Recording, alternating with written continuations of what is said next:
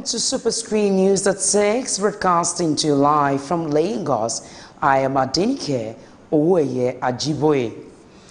The Nigerian Senate has passed the 2018 budget that rose from 8.6 trillion naira to 9.120 trillion naira 6 months after it was presented to the joint session of the National Assembly by President Muhammadu Buhari. The appropriation bill, the largest in the nation's history, is premised on key revenue assumption of oil price benchmark of $51, crude oil production of 2.3 million barrels per day, and exchange rate of 305 per $1 US dollar. The 2018 proposal by President Muhammadu Buhari had projected an oil price benchmark at $45, a crude oil production at 2.3 MPD, and based on an exchange rate of 305 to $1. The senior special advisor to President Muhammadu Buhari on National Assembly matters, Ita Enang, says the National Assembly is yet to transmit the recently passed Petroleum Industry Governance Bill, PIGB, to his principal. Enang, who discussed this, also said the bill is still undergoing standard operating legislative processes of the National Assembly preparatory to transmission. You will recall the chairman, Senate Committee on Petroleum Resources, Tayo Alasha-Dura, said the PIG bill will be presented for presidential assent on March 30. 1 month later, Senate President Bukola Saraki tweeted that it has been transmitted to President Muhammadu Buhari. Vice President Yemi Osinbajo has denied claims that the killings in Benue is the outcome of a planned agenda to eliminate the people. Osinbajo, who is in Benue State on a 2-day working visit, discussed this during a stakeholders meeting at the Benue People's Government House in Makadi. He said the federal government is determined to prove such insinuations false by rebuilding all damaged communities in the country. The vice president also dismissed the religious colorations attached to the killings, saying persecutions have always been with Christians and it is the duty of Christians to stop it. The Joint Senate and House of Representatives ad hoc committee investigating the invasion of the Senate chamber and the snatching of maize has invited Senator Ovie Omo-Agege and Ali Ndume. The lawmakers were invited over the alleged roles in the attack on the Senate.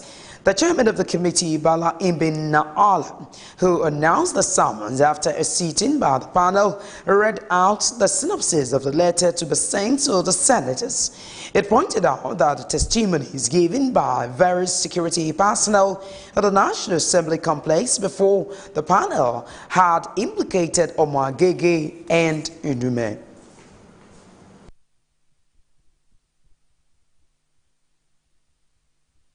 Been given to lawyers of Senator representing Kogi West, Dino Melaye, who is facing multiple criminal charges, to explain the absence of the senator from court proceedings.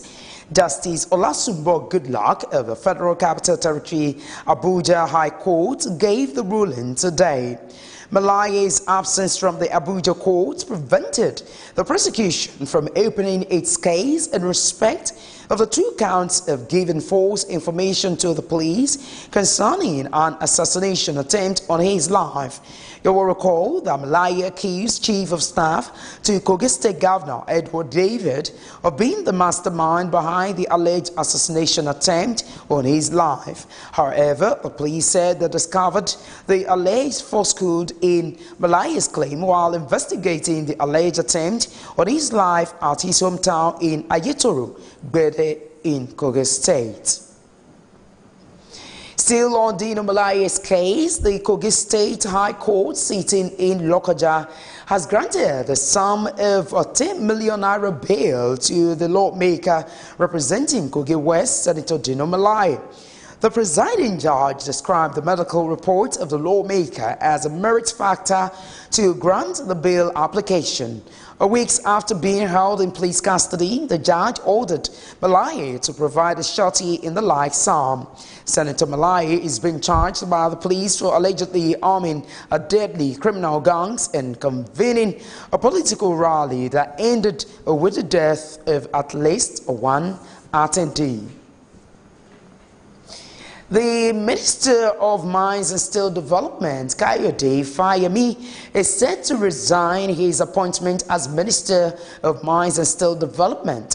Fayemi, who emerged a flag bearer of the All Progressives Congress APC in Ekiti State gubernatorial race, disclosed this to State House correspondents today. He maintained that he has crossed a critical hurdle, having emerged as the flag bearer of the ruling party in the governorship election in Ekiti State, and that he plans to tender his resignation letter in a week's time. Ekiti State first runner-up in the All Progressives Congress APC primary, Segun Oni, has threatened to leave the party if he is not treated with respect. Speaking with journalists at his country home in Ifaki, Ekiti, Oni said his supporters were receiving threats from Fayemi's camp.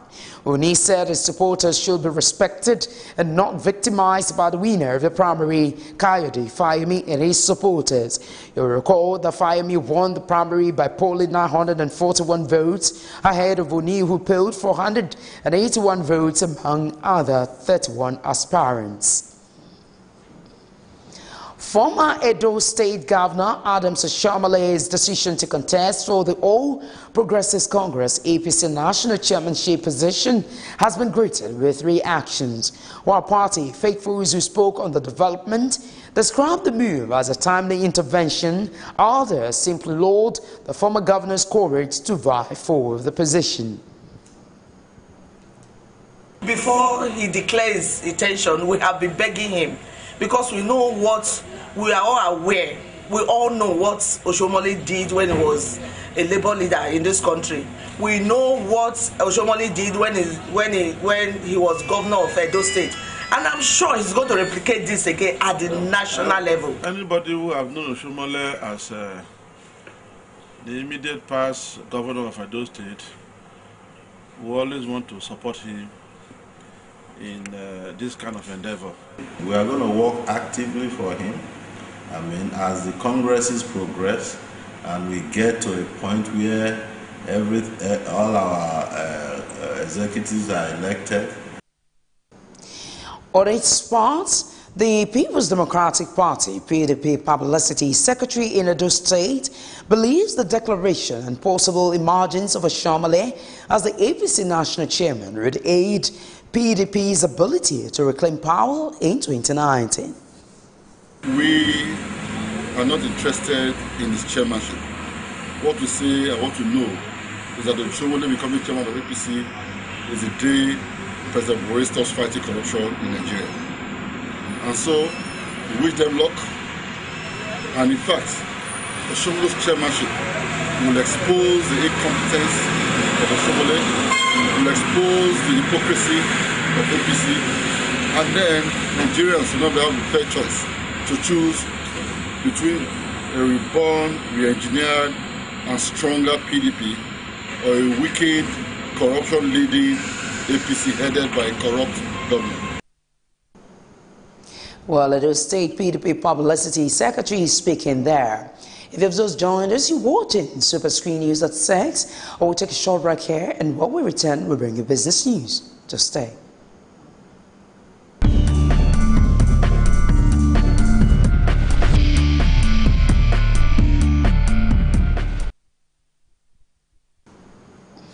Well, it's so glad to have you back. Now in business news, Vice President Yemi Osinbajo says the government's Economic Recovery and Growth Plan, ERGP, Focus Labs has identified more than $22.5 billion in private investments from about 164 projects. Oshibajo, who disclosed this at the ERGP Focus Labs Open Day at the International Conference Center in Abuja, say the identified projects are expected to create 513,981 jobs by 2020.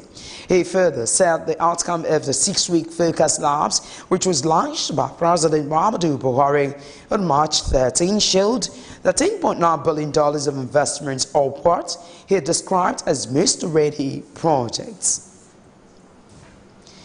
The National Assembly has raised the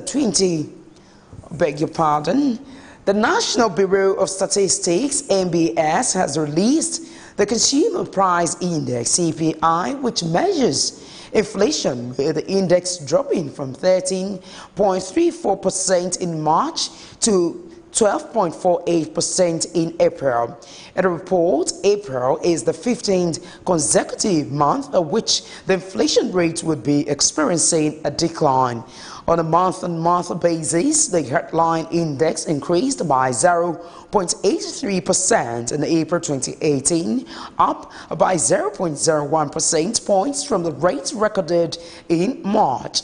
The NBS report stated that the urban inflation rate dropped to 12.89% year-on-year in April from 13.75% recorded in March, while the rural inflation rate also eased by 12.13% in April from 12.99% a month earlier. The National Directorate of Employment, NDE, has commenced an empowerment training program for 100 women in cosmetology in Kaduna State. The acting state coordinator of the Directorate, Sani Maiwada, disclosed this during the flag-off ceremony of the training.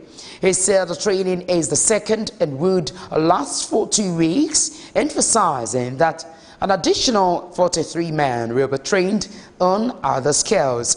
Furthermore, the state coordinator also said apart from the certificate which will be issued to participants, materials needed for the business will be